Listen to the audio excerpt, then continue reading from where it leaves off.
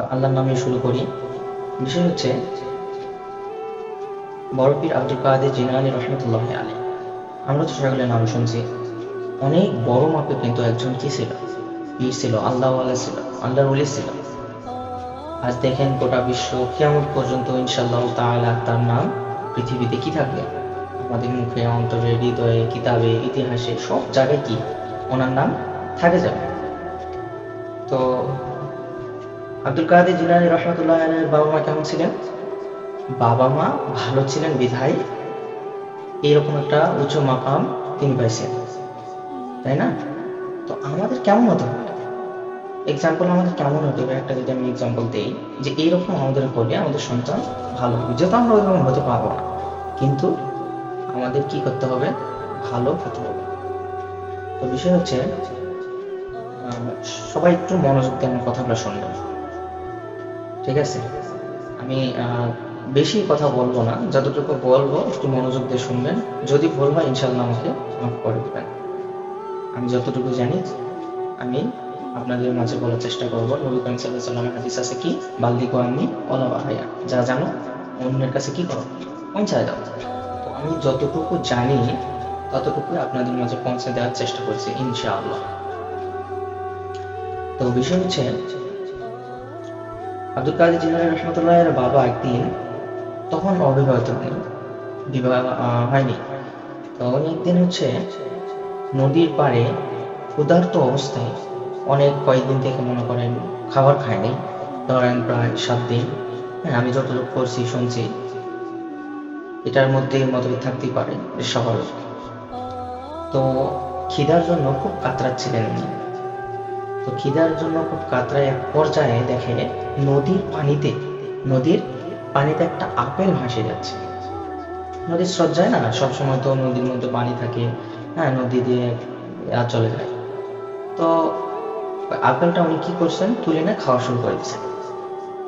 ক্ষুধার্ত, প্রচুর ক্ষুধার্ত। তো খাবারটা যখন দেখছেন উনি সঙ্গে সঙ্গে কি করছেন, আপেলটা উঠাই নিয়ে খাওয়া শুরু করে দিচ্ছেন। তো খাওয়া শেষ হওয়ার পর উনি একটা কথা ভাবতেছেন কি, যে এই আপেলটা যে আমি খালাম, এই আপেলটা কার, মালিক কি, আমি তো জানি না, আমি কেন খালাম? ওনার ভিতরে একটা ভয় কাজ করা শুরু হয়ে গেছে যে আমি যে আপেলটা খাইছি, মৃত্যুর পর আমাকে তো আল্লাহ তাআলা ধরবেন, আমি আপেলটা কেন খালাম? তো উনি এই আপেলের খোঁজে নদীর ধার থেকে কি করছেন, খোঁজাখুঁজি শুরু করে দিয়েছেন, চলে যাচ্ছেন। স্রোত যে দিকতে আসতেছে ওই দিক থেকে কি করছেন, চলে যাচ্ছেন। উনি যেতে যেতে দেখে একটা আপেলের বড় বাগান। কি দেখছেন? আপেলের একটা বড় বাগান।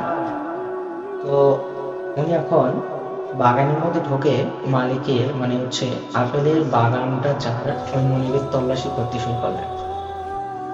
বলতেছেন যে এই আপেলের কে, মনিব কে? তো এক পর্যায়ে এক লোক বললো যে আমি। কেন, কি হয়েছে, কি সমস্যা? তো উনি বলতেছে যে সমস্যা তো আপনার না, সমস্যা করে ফেলাইছে আমি। কি করছো তুমি? বাগানের মালিক তখন জিজ্ঞেস করলো কি করছো তুমি? তো উনি তখন বলতেছে যে এই যে নদীর স্রোতে আপনার একটা আপেল ভাসায় যাচ্ছে, আমি অনেক কয়েকদিন থেকে ক্ষুধার্ত, আমি আপেলটা উঠাই নিয়ে খাই ফেলাইছি। তো মালিক এখন বাগানের মনিব এখন চিন্তা করতেছে যে এত মানুষ আমার আপেল চুরি করে খায়, নষ্ট হয়ে যায়, পচে যায়। তো এই ছেলেটা কে যে একটা আপেল নদীর মধ্যে পাইছে ভাসন্ত অবস্থায়, সে আমার কাছে বলতে আসছে যে তার আপেল কি করছে, খাইছে। তো তখন ওই লোক ভাবতেছে এই তো কোনো সাধারণ ছেলে হবে না। তো এখন ছেলে বরবীর আব্দুল কাদের জিলানী রহমতুল্লাহ বলতেছেন, আমার বাবা বলতেছেন যে আপনি আমাকে মাফ করছেন কিনা একটু বলেন, যদি আপনি আমাকে মাফ না করেন আল্লাহ তাআলা আমার থেকে জবাব নেবে, আপনি আমাকে মাফ করে দেন। তো ওই লোকটা ভাবছে যে এটা কোনো সাধারণ ছেলে হবে না। ওই লোকটা একটা কায়দা কাটে বলছে কি, মাফ করে দিব, আমার একটা শর্ত আছে। তখন পীর সাহেবের বাবা বলতেছে যে কি শর্ত আমাকে বলেন, আমি সব শর্তে রাজি। কত বড় কথা দেখেন, একটা আপেল খাওয়ার কারণে তিনি তল্লাশি করে মনিবের কাছে চলে গেছেন বাগানের। তো যাই হোক, তারপরে বাগানের মনিব বলতেছে যে আমার এখানে 12 বছর তোমাকে পারিশ্রমিক করতে হবে বিনা খরচে, শুধু খাওয়া দাওয়া এখানেই, আমি তোমাকে কোনো টাকা পয়সা দিতে পারবো না, 12 বছর আমার বাগানে তোমার কাজ করতে হবে। কথা বুঝতে পারতেছেন? কয় বছর? 12 বছর। তো এই ঘটনা হয়তো অনেকে জানা, তারপরে আমি বলতেছি, কেন বলতেছি এটা একটু পরে আপনারা বুঝতে পারবেন ইনশাআল্লাহ। তো 12 বছর যখন কাজেরিয়া বলতেছে, তিনি এক বাক্যে বলেন ঠিক আছে আমি রাজি, তারপরও আপনি আমাকে মাফ করে দিন, যদি আল্লাহ তাআলা আমাকে হায়াতে বাঁচিয়ে রাখে আমি 12 বছর আপনার এখানে কি করব, কাজ করে যাবো ইনশাআল্লাহ। তো এই কথা বলাতে তুমি বলছিস ঠিক আছে তুমি আজ থেকে কাজ শুরু করে দাও। এইভাবে চলতে চলতে চলতে চলতে 12 বছর পার হয়ে গেছে। 12 বছর আমার কাজ করে কি হয়ে গেছে, পার হয়ে গেছে।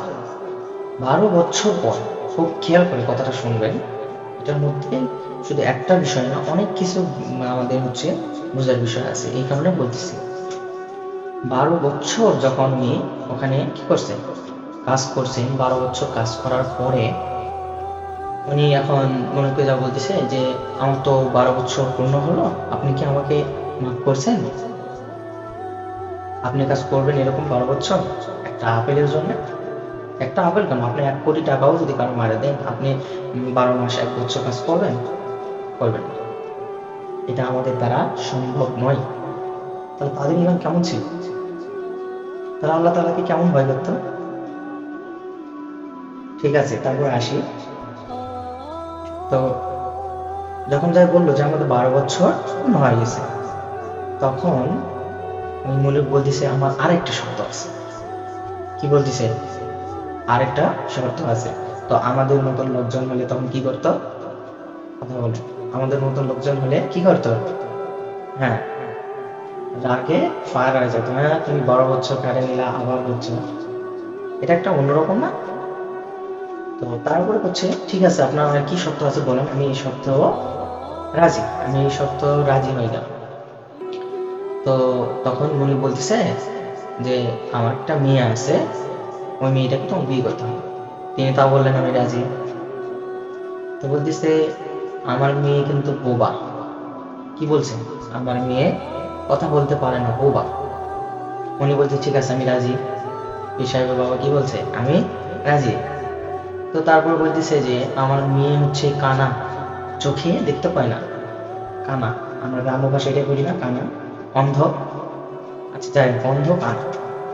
তো হচ্ছে পীর সাহেব বাবা বলছে আমি রাজি।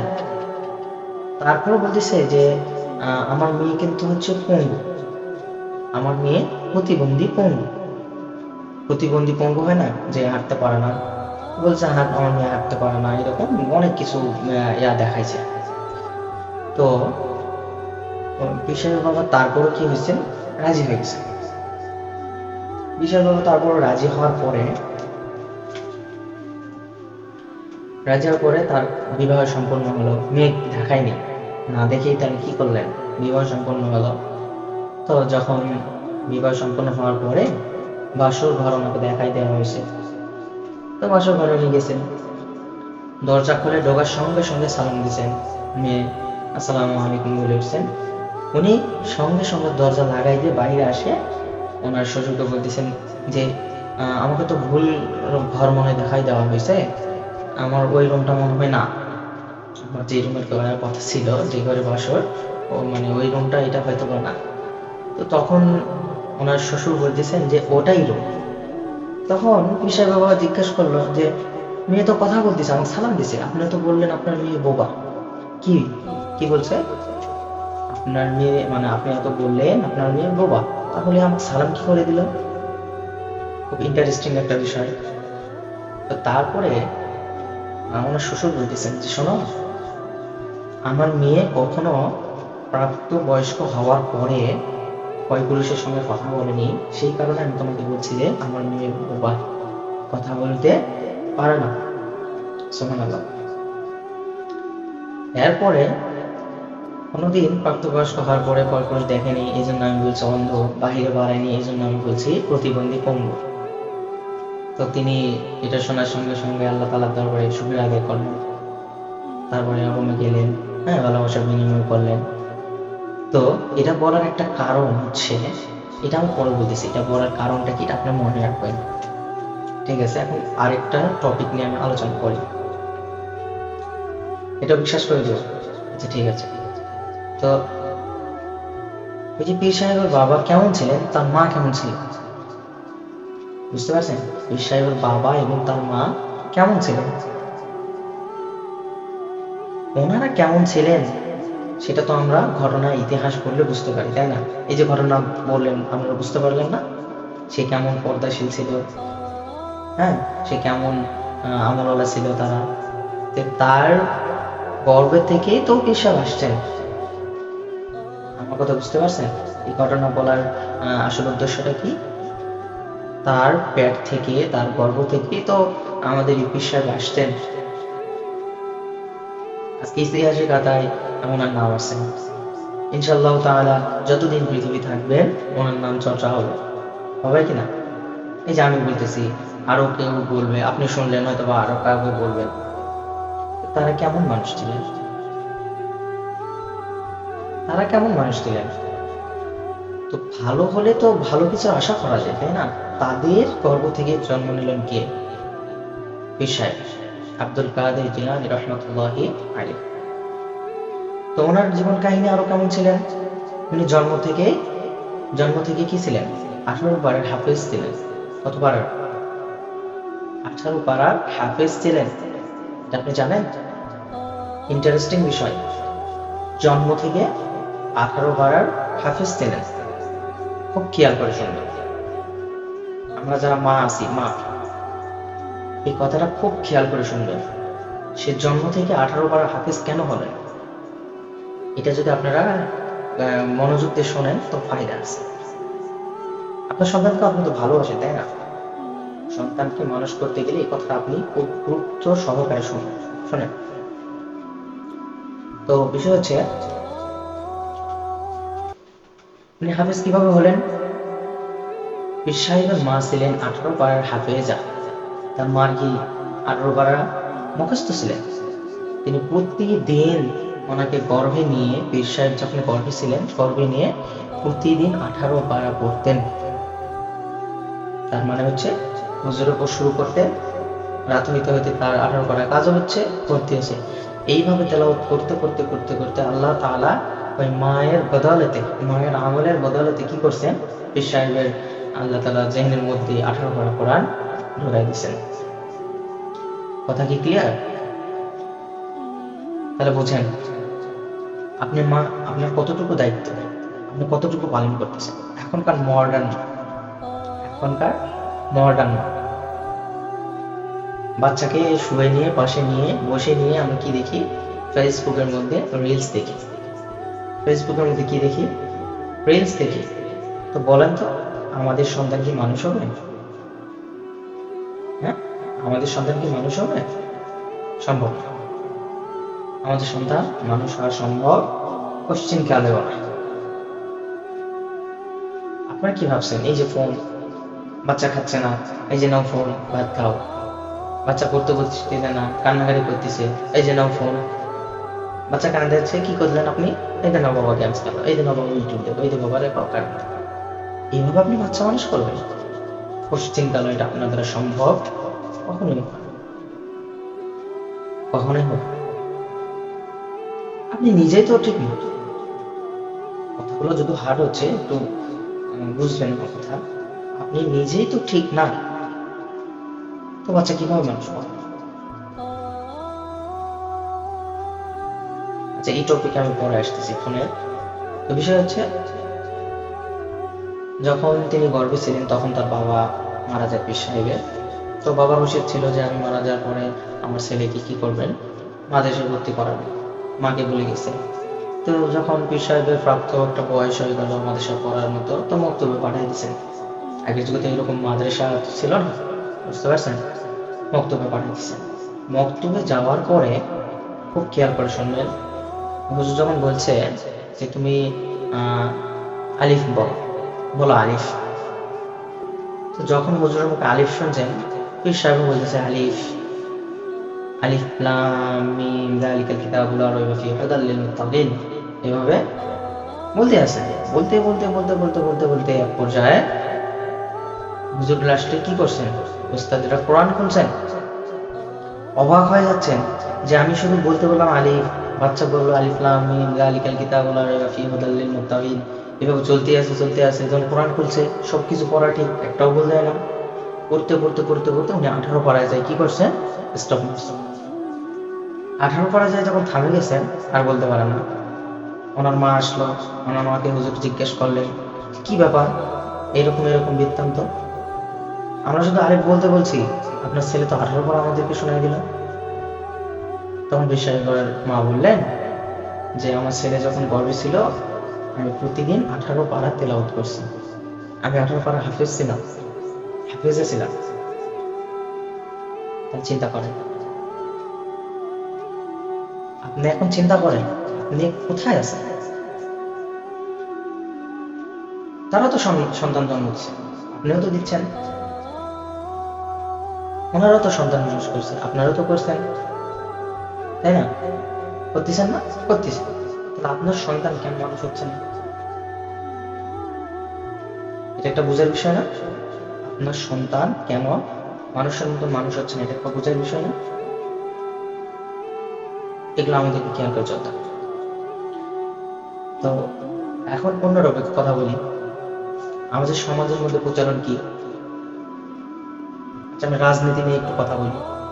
আজকে একটা গার্জিয়ান, আমি যে মাদ্রাসায় থাকি ওখানে একটু গল্প করতেছি, হুজুর যে বাবা মা যা করে সন্তানের উপর তো প্রভাব পড়ে। বলছে হ্যাঁ, অনেক ক্ষেত্রে পড়ে, আবার পড়ে না, তো বেশিরভাগ তো পড়ে, সেটা আপনি জানেন। তো বলছে হ্যাঁ হুজুর জানি। তো এখন কি বলতে চাচ্ছেন? তো উনি বলে যে আমার দাদা করতো রাজনীতি, আমার দাদা করতো রাজনীতি, আমার বাপ করছে রাজনীতি, আমিও করলাম রাজনীতি। তো এখন দেখতেছি যে এগুলো আসলে ঠিক না, আমাদের এটা উচিত হচ্ছে না, এটা আমাদের ঠিক হচ্ছে না। তো আমার সন্তানটাও কি এরকম হবে? উনি এইভাবে বলতেছেন আমার সন্তান কি ওইরকম হবে? অনেক বড় কিন্তু কথাটা। তো আমি তখন উত্তরে বললাম যে দেখেন, আপনাকে ফিকির চালাতে হবে সন্তান যেন ওই দিকে না যায়। কিভাবে? আপনি রাজনীতি করছেন, সাপোজ আপনি কি করতেছেন, রাজনীতি করতেছেন, পলিটিক্স, আপনি একটা নেতা, আপনার চেয়ারম্যান, হ্যাঁ, অমুক নেতার সামরিক, যেই হোক না কেন, আমি কোনো দলকে প্রতি মানে হচ্ছে রাক্ষব নিয়ে কথা বলতেছি না, জাস্ট বোঝার চেষ্টা করতেছি। কি হয়েছে, অমুক জায়গাতে এই সমস্যা, আপনাকে ফোন দিয়েছে, আপনি উঠাই দৌড় দিলেন, বাচ্চা শুনলো, বা আপনার হচ্ছে স্ত্রী জিজ্ঞেস করলো, আপনার ওয়াইফ জিজ্ঞেস করলো কি হয়েছে, অমুক জায়গাতে একটা ভেজাল হয়েছে, আমাকে দেখতে হবে। বাচ্চা শুনলো কিনা, বাচ্চার সামনে আমাকে বললেন শুনলো না, শুনলো। বাচ্চা আপনাকে স্লোগান দিতে দেখতেছে, বাচ্চা আপনাকে স্লোগান দিতে দেখতেছে জয় বাংলা। বাচ্চা শিখবে না এটা? বাবা বলে জয় বাংলা, কোনো নেতা ফোন দিয়ে প্রথমে বলে জয় বাংলা, আপনিও বলছেন বাচ্চার সামনে কি জয় বাংলা, এই শিখবে না? 100% শিখবে। বাচ্চা আল্লাহর কাছে কোনোদিন দোয়া করছেন রব্বি হাবলি মিনাস সালিহিন, এটার অর্থ জানেন? আমাকে নেক সন্তান দান, এটা আপনি কোনোদিন বলছেন? বলেন। তো এই যে রাজনীতি, আচ্ছা আপনার ছেলে রাজনীতির মধ্যে জড়িত, সাপোজ আপনার ছেলে রাজনীতির মধ্যেই চলে গেল, যদি আপনার ছেলের মাইন্ডে ইসলামিক জ্ঞান থাকে, আপনার ছেলের মাইন্ডে কি ইসলামিক জ্ঞান থাকে, তাহলে কি ওইদিকে পা বাড়াবে? বা হচ্ছে এমন কোনো দল ক্ষমতায় আসলো যে দলটা হচ্ছে ইসলামিক ভাবে চলতেছে, সেদিকেও পা বাড়াবে, কোনো সমস্যা নাই। তবে অন্য কোনো ইয়েতে পা বাড়াবে। কিন্তু আমরা কি শিক্ষা দিচ্ছি, জন্মের পর আমরা কি শিক্ষা দিচ্ছি? হ্যালো, হাই, লাস্টে কি শিখাই, টাটা, বাই বাই, বাস, আমাদের দায়িত্ব শেষ। এইভাবে সন্তান মানুষ করলে কি আমাদের সন্তান মানুষ হবে? আপনি নেতা, আপনি এই দলের পিছনে ছুটতেছেন, ওই দলের পিছনে ছুটতেছেন, ওই নেতা অমুক নেতা। আচ্ছা কোন তো কয়টা নেতার ছেলে এরকম স্লোগান বাপের জন্য মারে বেড়ায়? যতটা আমাদের ইয়ং জেনারেশন ছেলেমেয়েরা যাচ্ছে, ক্লাস 8-এ পড়ে, ক্লাস 5-এ পড়ে, ক্লাস 7-এ পড়ে, ওরা কি করতেছে, নেতার স্লোগান মারে বেড়াচ্ছে। কেন ভাই তুমি যাবা? তুমি যেই নেতার পিছনে স্লোগান মারি চলতেছ, ওই নেতার ছেলে কি করতেছে জানো? বাইরের দেশে যা লেখাপড়া করতেছে, পলিটিক্স শিখতেছে, আসে আবার সে নেতাগিরি করবে। তুমি ওই নেতার পিছনে করতেছ, তোমার সোলপলো আসে কি করবে, বাচ্চা কাচ্চারা আসে ওই নেতার পিছনে করবে। এতে লাভ কি? এতে তোমার লাভ কি? কোনো লাভ নেই। নেতার ছেলে নেতা হয়ে যাচ্ছে। এর একটাই কারণ, তোমরা লেখাপড়া করতেছ না। একটাই কারণ, আমার গার্জেন সচেতন নয়। এক কাপ চার লোভে, খিচুড়ি খাওয়ার লোভে, মুড়ি খাওয়ার লোভে ছেলে চলে গেল, বাবা কাছে গেছে খাওয়া গেছে, খাই দেখ আজকে খাইলো, দুদিন পর আবার খাওয়ার লোভে যাবে। এইভাবে করতে করতে সে রাজনীতিতে ঢুকে গেল, লেখাপড়া গাইব, নাটি টানে কি করলো, শুরু হয়। এরকম হচ্ছে না? বাংলাদেশে হচ্ছে না? রহ রহ হচ্ছে। তো জেনারেশন নষ্ট হচ্ছে কি কারণে? আমাদের মতন হচ্ছে অসচেতন গার্জেন। আমরা যদি সচেতন হইতাম, আমাদের বাচ্চারা নষ্ট কখনো হবে না। তো বিষয় হচ্ছে এই জায়গা, আমি এখন নেতা, আমি স্লোগান দিয়ে বেড়াচ্ছি, আমাকে ভোট দাও, আমি দেশকে সুন্দর করবো, আমি সমাজকে সুন্দর করবো। আরে ভাই, দেশকে সুন্দর করার জন্য, সমাজকে সুন্দর করার জন্য ভোট নিতে হবে তোমাকে। ভোট নিতে হবে, অটোমেটিক সুন্দর হবে। এখন বলতে পারেন এটা কিভাবে অটোমেটিক দেশ সমাজ এগুলো সুন্দর হবে? আমি একটা গার্জেন, আমি একটা কি বাড়ির গার্জেন। আমি যদি আমার বাড়িতে পর্দা প্রতিষ্ঠিত করতে পারি, হালাল রিজিক পারি, বেপর্দা কেউ বাইরে বের হবে না, 5 ওয়াক্ত নামাজ পড়ি, মানে হচ্ছে ইসলাম বিরোধী কোনো কাজ করি, কেউ না, কোনো মেয়ে আমার বাড়ি থেকে বেপর্দায় বের হবে না, এইরকমটা যদি প্রত্যেকটা দায়িত্বশীল ছেলে, হ্যাঁ, গার্জেনরা যদি হয়, তাহলে কি সমাজ নেতৃত্ব দিয়ে সুন্দর করা লাগবে? নেতৃত্ব দিয়ে কি সমাজ সুন্দর করা লাগবে? আপনি নিজের বাড়িতে ঠিক করেন, প্রত্যেকটা বাড়ি যদি ঠিক হয়, অটোমেটিক শুধু সমাজ না, ওটা রাষ্ট্র ঠিক হয়। কথা বুঝতে পারতেছেন? ওটা রাষ্ট্র কি হবে, ঠিক হয়ে যাবে। অতদূর আপনাকে ভোট চাইতে হবে না, আপনাকে বড় গলায় মিথ্যা কথা বলার কোনো প্রয়োজনই আছে না। যারা স্লোগান গুলা দিচ্ছে তারা ঠিক করবে, তারা ঠিক করে না নিজের বাড়ি ঘর না। কত বড় ব্যাকল বেহুদা, হ্যাঁ, নির্লজ্জ হলে এই উৎসবের সময় নিজের মেয়েকে শাড়ি পরে, মেকআপ করে, মর্সালাত করে নিয়ে যায়, কি করছে, কলেজ মাঠে নামাই দিয়ে এসেছে, অমুক মাঠে নামাই দিয়ে এসেছে, ওখানে কি করবো, আমার মেয়ে উৎসব পালন করবে। আর তোমার চেয়ে কুকুরের জীবন অনেক ভালো আছে, খারাপ মনে করেন? আমি দেখছি আমার নিজের চোখে দেখা। উৎসবের সময় স্কুলে উৎসব, সেই কারণে মেয়েকে কি করতেছে, সাজুগুজু করে বাইকে করে নিয়ে যে নামাই দিয়ে এসেছে নিজের বাবা। অথচ ওই লোক নামাজ পড়তে আসে প্রতিদিন, 5 ওয়াক্ত নামাজ পড়তেছে, দায়িত্ব লাগাইছে, সারাদিন আল্লাহু আকবার জিকির করে বেড়াচ্ছে, সবকিছু ঠিক আছে। ওই লোক জামাতও করতেছে, তাবলীগও করতেছে, বুঝতে পারছেন?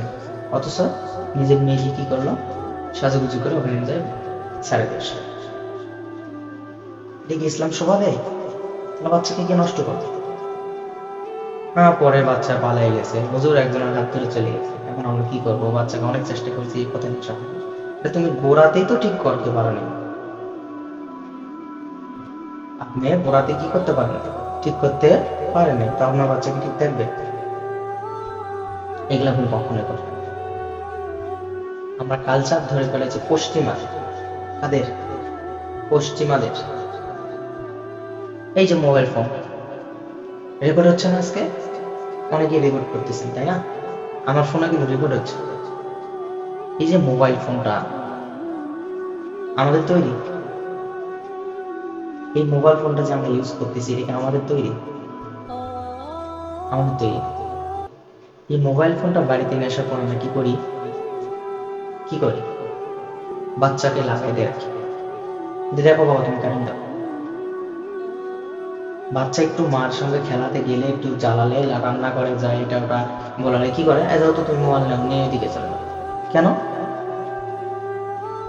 আপনার সঙ্গে তো বাচ্চা খেলতে চাইছে, আপনাকে আপনাকে তো ডিস্টার্ব করতেছে, অন্য কাউকে না। আপনি কেন মোবাইলটা লাগিয়ে দেবেন? বাচ্চাকে খারাপ কি অন্যজনা বানাচ্ছে, আপনি বানাচ্ছেন? একটু ফিকির করে দেখেন, একটু মাথার মধ্যে এই বিষয়ে চিন্তা করেন।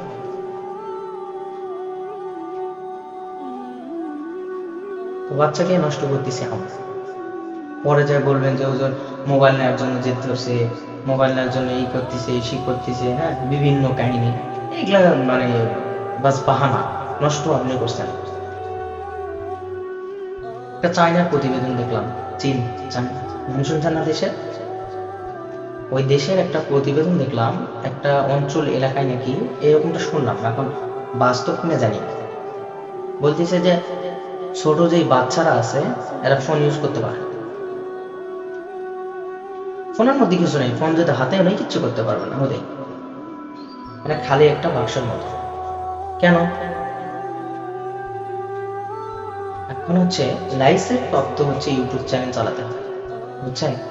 আপনি এসএসসি পাস করছেন, এরপর আপনি মোবাইল নিতে পারেন, এর আগে আপনার কেউ সার্টিফিকেট ছাড়া ফোন নাকি দেয় না। এরপরে কি, ইউটিউব চ্যানেল খুলতে গেলে, হ্যাঁ, আপনাকে ইউটিউব দেখতে গেলে, গুগল খুলতে হলে আপনাকে সার্টিফিকেট শো করাতে হবে যে আপনার বয়স হয়েছে যথেষ্ট পরিমাণে, আপনার লেখাপড়া আছে। এরপরে আপনার কি করতে হবে, গুগল চালাতে হবে। এটা আমাদের দেশে আছে? আজকে ক্লাস 8-এ পড়ে, 7-এ পড়ে এইরকম মেয়ের হাতে, ছেলের হাতে আমরা মোবাইল পেয়েছি। এরকম ছেলে মেয়ের হাতে আমরা কি করছি, মোবাইল উঠাই দিচ্ছি। জেনার কাজে আমরা লিপ্ত করাইছি। সে তো পর্নোগ্রাফি দেখবে, এটা স্বাভাবিক বিষয়। ফোনটা আপনি কিনে দিয়েছেন, সে তো পর্নোগ্রাফি দেখবে। এই পর্নোগ্রাফি দেখার পরে, ফ্রি মিক্সান দেখার পরে সে তো বাস্তব লাইফে এটা ট্রাই করা, অ্যাপ্লাই করার চেষ্টা করে। এটাই তো বাস্তব, এটা বাস্তবতা না? তা আমরাই তো তাদেরকে শিখাচ্ছি, অন্য কেউ তো শেখাই। তা আমরাই শিখাচ্ছি, ওরা যা আমরা কি করতেছি, আমার ছেলে মেয়ে কথা শুনতেছে। কেন? কেন কথা শুনবো? কথা শোনার মতো কাজ আপনি করেন নেই, কিভাবে আপনার ছেলে মেয়ে কথা শুনবে? আজকে যত কালচার, পশ্চিমা কালচার আমাদের মধ্যে ঢুকে গেছে, তাদের ফোন ইউজ করতেছি, তাদের সোশ্যাল মিডিয়া ইউজ করতেছি। বাচ্চাকে নিয়ে যে ঘুরতে যায়, একটা আইসক্রিম খাচ্ছি, ওটা ওর সেলফি উঠাই দিচ্ছি যে আমরা আজকে আইসক্রিম খাচ্ছি। কি একটা সমাজ বাংলাদেশে চলে আসছে। বাচ্চাকে একটা নতুন পোশাক কিনে দিচ্ছে, ওইটাই ছবি উঠাই যে আজকে আমার মামনিকে, আজকে আমার বাবাকে ইয়া কিনে দিচ্ছে। কেন? এটা আপনাকে থাকতেই হবে কেন? মানুষের কি টাকা নেই? মানুষকে আর কিনে দিতে পারবে না? এটা কি একটা অভ্যাস, এটা মানে এটা কি শুরু হয়ে গেছে আমাদের দেশে? রেস্টুরেন্টে যাচ্ছে, হাজবেন্ড ওয়াইফ একসঙ্গে ছবি উঠাই ছাড়ে দিচ্ছে, আজকে আমার বউকে নিয়ে ঘুরতে আসে। আর তুমি তো নিন্দ হচ্ছে, হ্যাঁ, তো আপনার সন্তান ভালো হবে? এগুলা থেকে আমাদেরকে হেফাজত থাকতে হবে। পশ্চিমারা আমাদের থেকে কত কিছু ছিনিয়ে নিচ্ছে জানেন? কিভাবে আপনারা জানেন? এই যুগে 99 তো হবেই, 100%, যদি না হয় 80% আছে। 80% ছেলে মেয়ে স্মার্টফোনের আসক্ত, হচ্ছে না? টিকটক করতেছে। এই টিকটকটা আপনি টুপি পাঞ্জাবি পরে ওয়াচ করেন, ইসলামের কথা বলেন, আপনার ভাইরাল হতে, মানে আপনি লাইভ চলে যাবেন, ভাইরাল হতে পারবেন। এটা বাস্তব, এটা বাস্তব। আজকেই একটা মেয়ে শর্ট প্যান্ট পরুক, একটা ছেলে ডান্স করুক, গানের তালা তালে করুক, এটা হচ্ছে ভাইরাল। আমি টিকটক নিয়ে প্রতিবেদন, টিকটকের হচ্ছে ইয়া করছি, প্রতিষ্ঠাতার যেই রুলস পলিসি এগুলো আছে না, যে কি করলে ভিডিও ভাইরাল হবে, এটা আমি করছি। এটার মধ্যে আছে যে ওনারা নিজেরাই মনিটর করবে কোন ভিডিও ভাইরাল হবে, কোন ভিডিও ভাইরাল হবে না। তো এখন কি করতে হবে? ওই যে ল্যাংটা দেহে নাচতে হবে আমাকে, আমার মেয়েকে শর্ট পোশাক দিয়ে নাচাতে হবে, তাহলে টিকটকে ভাইরাল। আজকাল টিকটকে ভাইরাল, বাবা মা খুব গর্ব করে আমার ছেলে মেয়ে ভাই। নির্লজ্জ জাতি আপনি, আপনি হচ্ছে নির্লজ্জ জাতি। আমার মেয়ে গায়িকা, আমার মেয়ে ফেসবুকার, আমার মেয়ে রিলস মানে ভাইরাল হয়েছে, আপনি গর্ব করতেছেন। এটা আপনি নির্লজ্জ জাতি, এটা গর্ব করা কিছু না। একটু মাইন্ডে ঢোকান, আপনি মুসলিম, একটু মাইন্ডে ঢোকান, আপনাকে মরতে হবে। একটু মাইন্ডে ঢোকান, আপনার ছেলে সন্তানকে, মেয়েকে আপনি ভালোবাসেন। কিভাবে এই কাজগুলো করা হয়েছে? আপনার আলাদা তো করা, আপনি দেখার পরও তো কোনো মনে করেন যে অ্যাকশন নেবেন কেন? এইভাবে কি বাচ্চা মানুষ করা সম্ভব? দেখেন, কথা বলতে গেলে অনেক সময় চলে যাবে। তো বিষয় হচ্ছে, আমাদের থেকে পশ্চিমারা এগিয়ে কেন, আর আমাদের থেকে কি কি গাড়ি নিচ্ছে, একটু খেয়াল করে শুনবেন। এক নম্বর হচ্ছে, আমাদের পুরো জেনারেশনকে তারা নষ্ট করে দিচ্ছে। কারণ আগামী দিনের ভবিষ্যৎ তো আমাদের বাচ্চা, এটাই না? এই জেনারেশন গুলাকে তারা নষ্ট করে দিচ্ছে। এই পলিসিটা কি আজকে মনে করতেছেন? শত শত বছর পূর্বে। বিশেষ হচ্ছে না, একটা ইতিহাস শুনে আপনার শোনাবো। আচ্ছা, মুসা আলাইহিস সালাম নাম শুনছেন না? তো নবী ছিলেন, খুব রাগী ডাকান্বিত নবী গেছে, তাই না? তো মুসা আলাইহিস সালামের যুগে ছিলেন কে? সবচেয়ে বড় শয়তান কে ছিলেন? কাফের কে ছিলেন? ফেরাউন। হ্যাঁ, অনেকে জানেন তো ফেরাউন। তো এই ফেরাউন এক পর্যায়ে অন্যায় কাজ করতে করতে করতে করতে, এর ইতিহাস তো অনেক বড়, ইতিহাস বলতে গেলে অনেক সময় লাগবে। সে প্রথমে কি ছিল? একটা কবরস্থানে দারোয়ান ছিল, হ্যাঁ? এরকম করতে করতে সে কি হলো? বাদশা হলো, গোটা রাজ্য চালাতো। তো এক সময় সে খোদা দাবি করলো। কি দাবি করলো? খোদা দাবি করলো। সে খোদা দাবি করার আগের কাহিনী কি? খুব মনোযোগ দিয়ে শুনবেন, এটা একটা গুরুত্বপূর্ণ একটা কথা। তো খোদা দাবি করবে তার আগে চিন্তা করতেছে যে সবাই যদি শিক্ষিত হয়, আমি যদি খোদা দাবি করি, তারা তো আমাকে মানবে না। এই স্বাভাবিক। আপনার শিক্ষিত হলে একজন এসে খোদা দাবি করলে আপনি কি মানবেন সে খোদা? একটা মূর্খ আপনি যা বুঝাবে সে কিন্তু তাই কি করবে? বুঝবে। বুঝবে না? বুঝুম বাজুম একটা বুঝাই দিলেন, সে বুঝে গেছে। হ্যাঁ, ওটাই করার জন্য ওইটা এমন ভাবে গল্প করে সত্যি বানাই দিলেন, ওটা মনে করছে। তার ভিতর জ্ঞান নাই, তার ভিতরে আলেম নাই। বুঝতে পারছেন? তো বিষয় হচ্ছে, ফেরাউন একটা বুদ্ধি করলো যে আমি হচ্ছে বেকারত্ব ভাতা। দেখছেন শয়তানি বুদ্ধি কোথায়? কি ভাতা দিবে? বেকারত্ব ভাতা। আপনারা বুঝলেন? সে যে বসে থাকবে, কোনো কাজ করবে না, চাকরি করবে না, লেখাপড়া করবে না, তাদেরকে বেকারত্ব ভাতা দেওয়া হবে। যে চাকরি যাবে, যে কাজ করবে, পড়াশোনা করবে, তাদেরকে কোনো টাকা পয়সা দেওয়া হবে না। তো বেকারত্ব ভাতার কথা শুনে তারা কি করলো? স্কুলে চাকরি বাদ দিল, মাস্টারেরা, শিক্ষকেরা স্কুলে যায় না, ছাত্ররা পড়তে যায় না। এইভাবে হতে হতে হতে হতে হতে যখন অনেক বছর পার হয়ে গেল, কয়েক বছর, তখন সে কি করলো? খোদা দাবি করলো। কথা বুঝতে পারছেন? তাহলে সবাই তার খোদা মানবে। এই যে দেখেন, জেনারেশনকে নষ্ট করে সে খোদা দাবি করলো, সে সবাই এখন মানতেছে, অনেকে মানতেছে। তাহলে হচ্ছে পুরা জেনারেশনকে আগে কি করতে হবে? কন্ট্রোলে আসতে হবে, তারপরে তো সে জিততে পারবে। তো আমাদের থেকে পুরা জেনারেশনকে কন্ট্রোলে নিচ্ছে পশ্চিমারা কিভাবে? এটা তো আমাদের বোঝার বিষয়। কিভাবে নিচ্ছে? আমাদের আমাদের দেশে কত বড় বড় বৈজ্ঞানিক আছে আপনারা জানেন? একটা বৈজ্ঞানিক দেখাতে পারবেন বড় বৈজ্ঞানিক? নাই কেন? আমাদের দেশের ছেলে মেয়েদের কি ব্রেনের অভাব আছে? নাই। আল্লাহ তাআলা যথেষ্ট দিয়েছে। যদি নাই দিত, এই প্রতি বছর বা কয়েক বছর পর যখন কোরআন প্রতিযোগিতা হয়, কখনো দেখা যায় 58টা দেশ, কখনো দেখা যায় 70টা 80টা দেশকে ফেল করে বাংলাদেশে ছেলে ফার্স্ট হয়েছে হাফেজে কোরআন। তাদের মধ্যে কি কোনো ব্রেন নাই? 100%, 100% আছে। এরকম ছেলে কি নাই ইউনিভার্সিটি পড়তেছে? 100% আছে। তো জেনারেশন কন্ট্রোল কিভাবে করতেছে? এই যে ফোনের আসক্ত, এই ফোনটা তারা তৈরি করে ছাড়ে দিছে। ফোন ছাড়া কাউ ক্লাস হবে না, এটাও পশ্চিমারা ঢুকে দিছে। ভিডিও কলের ব্যবস্থা করে দিছে, যাতে ভিডিও কলে ছাড়া ক্লাস করতে পারে, ভিডিও কলে পড়াশোনা হয়। এটাও সম্ভব আজকের দিনে আমাদেরকে দেখতে পাচ্ছি। এরপরে কি, ফ্রি ফায়ার। এই গেমটার সাথে সবাই পরিচিত না? ক্লাস 4 এর ছেলে তার বাবার ফোন নিয়ে এসে ফ্রি ফায়ার খেলতেছে, আমি দেখছি ফ্রি ফায়ার খেলতেছে। ক্লাস 8-এ উঠে আবার কি করবে, সে নতুন ফোন নেবে। ক্লাস 8 লাগবে, ও 6-এ উঠতে 7-এ উঠতে দেখবেন যে ফোন, ফোন না দিলে স্কুল করবে, বাস ফোন নিয়ে দিল। কিসের কি স্কুল, বাড়ির থেকে টাকা চুরি করে এমবি ভরায় আর কি করবে, ফ্রি ফায়ার।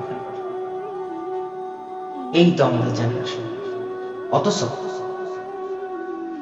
ফ্রি ফায়ার যে দেশে প্রতিষ্ঠিত, আমেরিকা, আমেরিকা, হ্যাঁ আমেরিকায় তো সম্ভবত, ওই দেশে কোনো ছেলে মেয়ে ফ্রি ফায়ার খেলে না, আর ফ্রি ফায়ার খেলে না, তাদের বাবা মা খেলতে দেয় না। আর অথচ সবচেয়ে বেশি আসক্ত আমাদের বাংলাদেশ আর হচ্ছে ইন্ডিয়া। এই কেমনে আমরা করে আসছি, কোটি কোটি টাকা তারা হাতে নিয়ে চলে যাচ্ছে, কোটি কোটি টাকা, প্রতিটা দিন মিলিয়ন টাকা চলে যাচ্ছে। এর বিশেষ করেন, তাহলে আপনি চিন্তা করেন, পশ্চিমবাংলা আমাদের জেনারেশনকে নষ্ট করে দিচ্ছে না? এইভাবে আমাদের থেকে পুরো জেনারেশনকে তারা কি করতেছে, শোষণ করতেছে। আমরা এটা বসে বসে দেখতেছি, আমাদের কোনো গুরুত্ব নেই, আমরা কিছু বলতেছি না। ওরা যা অফার করতেছে আমি তাই মেনে নিচ্ছি। অনলাইন জুয়া খেলার জন্য একটা ব্যবস্থা করে দিছে, ক্যাসিনো খেলতেছে, হ্যাঁ, অনলাইনে বিভিন্ন অ্যাড দেখে কামাই করার ধান্দায় তারা ঢুকতেছে, ওখান থেকে টাকা হাতানো হচ্ছে। সম্পূর্ণ হচ্ছে আমাদের পশ্চিমা ষড়যন্ত্র, পশ্চিমাদের ষড়যন্ত্র। কিন্তু আমরা এটার মধ্যে কোনো কাজ হচ্ছে, আমরা বুঝতেই যাচ্ছি না, আমরা কি করতে যাচ্ছি না, আমরা বুঝতেই যাচ্ছি না যে এটা আমাদের ক্ষতি, এদিকে আমাদের যাওয়া হবে না, আমরা এদিকে কোনো গুরুত্বই দিচ্ছি না। মানে কি হয় না, বাংলাদেশটা তো মানে কি বলবো, ওটা বাংলাদেশ তো না, গোটা মুসলিম বিশ্ব যত মুসলিম আছে আমরা হচ্ছে পশ্চিমাদের কাছে হারিয়ে যাচ্ছি। একটা সময় ছিল, 100 বছর আগে একটা সময় ছিল যে গোটা পৃথিবীর শাসন করতো মুসলিমরা। আজ এই 100 বছর পরে এই মুসলিমের হাত থেকে গোটা বিশ্ব চলে গেছে। এটা একদিনে সম্ভব হয়নি, এটা একদিনে সম্ভব হয়নি, ধীরে ধীরে ধীরে ধীরে ধীরে ধীরে সম্ভব হচ্ছে। গোটা বিশ্বের এখন মুসলিমরা নির্যাতিত। কেন? এক মুসলিম ভাইকে আমার সামনে খুবই হত্যা করতেছে, আমার দিলে কোনো ইয়া নাই, ফিলিংস নেই। মসজিদ ভাঙলি যে, ইন্ডিয়াতে মসজিদ ভাঙতেছে, আমরা বাংলাদেশের লোকজন দেখতেছি ভিডিওর মধ্যে, বাস খালি রিয়াক্ট একটা দিলাম, কি কান্নার একটা ইমোজি দিলাম, সুসাইড, শেষ, বাস আমাদের একটু শেষ। আমরা কি করতে পারি? অমুক জায়গায় ইসলামের কথা বলেছে, সুদ নিয়ে ঘুষ নিয়ে কথা বলছে, ইমাম সাহেবকে পিটিয়ে হত্যা করছে, ইমাম সাহেবকে হাত পা ভাঙিয়ে দিছে, আমরা ফেসবুকে দেখলাম, একটা রিয়েক্ট করলাম, সুসাইড, বাস শেষ। আমাদের দিলে কোনো মানে ইয়াই হলো না যে আমার একটা মুসলিম ভাইকে পিটিয়েছে, ইসলামের কথা বলার জন্য সে ওখানে নির্যাতিত হয়েছে, না আমাদের দিলে কোনো কিছুই নেই। এই ইসরায়েলকে এক সময় ফিলিস্তিনবাসীরা জায়গা দিছিল, আজকে তারা কি করতেছে, আজকে তারা কি করতেছে? এইরকম বিষয়গুলা আমাদের চোখের মানে সামনে হচ্ছে, আমরা কিছুই মনে করতেছি। তো মনে করেন না যে তার সঙ্গে ঘটতেছে আমার সঙ্গে ঘটবে, এটা কখনোই মনে করেন। ধৈর্য ধরেন, ধৈর্য ধরেন, অতি নিকটে আপনার বিপদ, অতি নিকটে আসতেছে, ধৈর্য।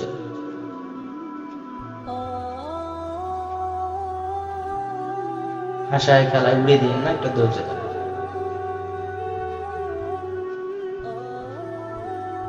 এগুলো কথা বলতে গেলে অনেক সময় লাগবে। যাই হোক, যা শুনলাম আমল করার চেষ্টা করবো ইনশাআল্লাহ তাআলা, এবং আমিও যেন আমল করতে পারি ইনশাআল্লাহ।